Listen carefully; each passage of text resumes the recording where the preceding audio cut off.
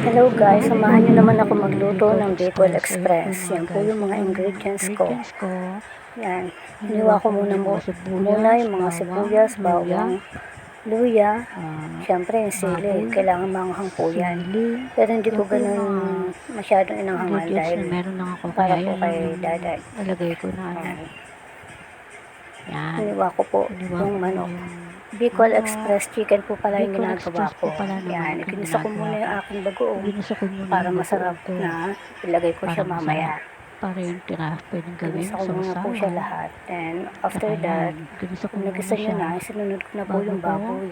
Ginisa yung manok. Tuloy-tuloy ko na po siyang hinalo lahat yan. Lagyan ko po siya ng bagoong.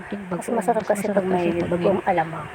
At pag okay na, doon yun pa lang po ilagay yung Pero kung wala naman kayong powder katapon ginamit ko guys. Yan.